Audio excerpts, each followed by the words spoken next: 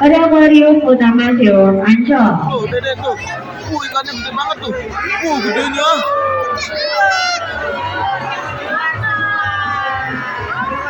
Ada mau sepak bola ya. Oh, tuh.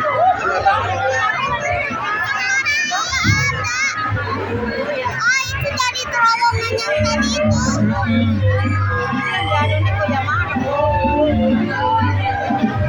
Oke para pengunjung, kita sudah kehadiran kakak penyelam. Wah, Kak Chandra sama Kak Aminya sudah hadir lagi nih ke hadapan kita. Mereka membawakan ember pengunjung, di mana di ember tersebut terdapat dari potongan ikan-ikan segar, yaitu terdiri dari potongan ikan selam, ada ikan tongkol, ada ikan kembung, serta ada baby octopus atau bayi gurita. Selain itu juga, di akuarium utama ini terdapat dari biota-biota air laut lainnya pengunjung. Ada ikan-ikan yang besar-besar. Sekarang kita berkenalan nih dengan ikan-ikannya. Mau berkenalan dari ikan yang besar atau yang kecil dulu? Yang besar. Kita lihat nih, sudah ada ikan yang besar sekali nih, warnanya hitam keabu-abuan nih, yang sedang menghampiri Kak Chandra. Ada yang tahu nggak ini ikan apa? Ikan kerapu, betul. Jadi ini dari ikan kerapu kertang pengunjung. Ikan kerapu ini beratnya sudah mencapai 150 kg, dan ternyata usianya juga ini sama seperti SeaWorld. Jadi ikan kerapu ini ada sejak SeaWorld pun ada. Pak Jihan mau tanya dong, di sini di rumahnya ada yang suka makan daging ikan kerapu nggak? Ada ya.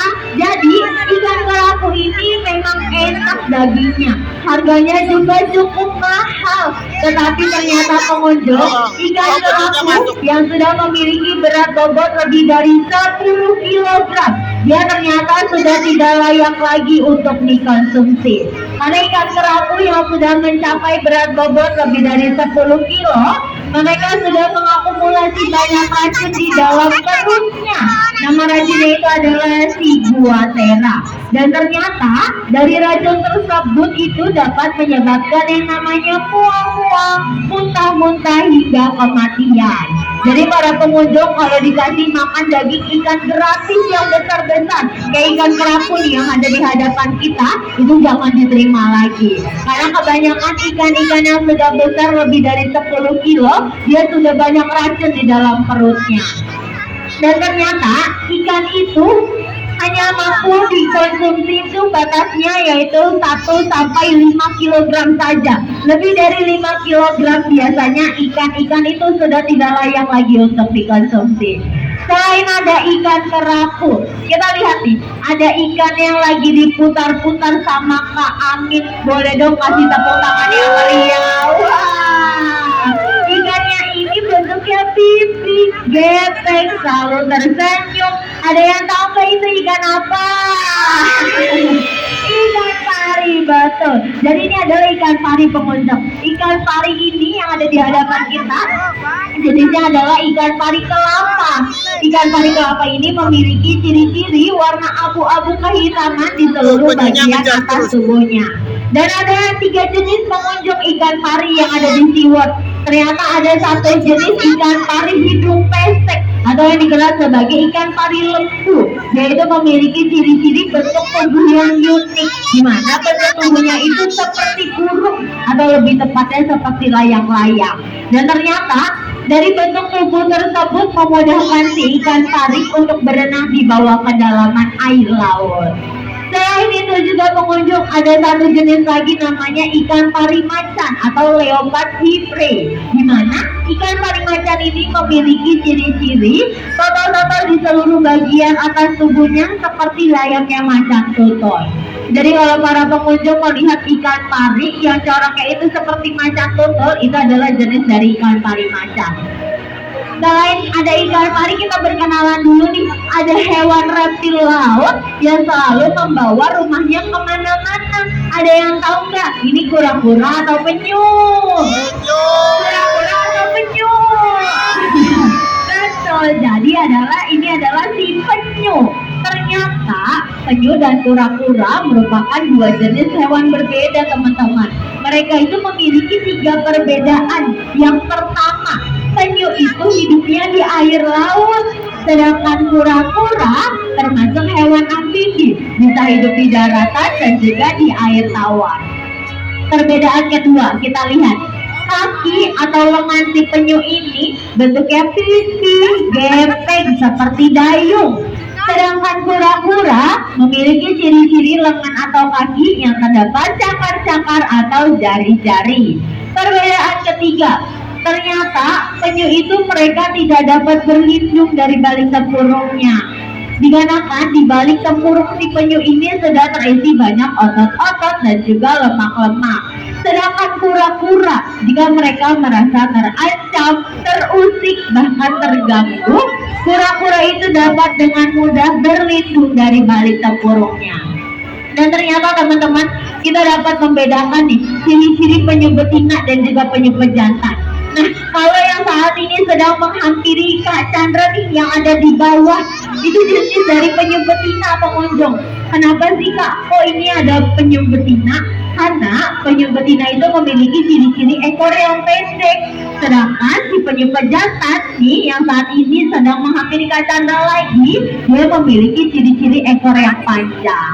Jadi pengunjung juga dapat membedakan penyu betina dan juga penyu pejantan. Itu bisa dilihat nih dari ciri-ciri ekornya. Ada dua jenis, ada penyu pejantan yang di depannya, ada juga penyu betina yang di belakangnya.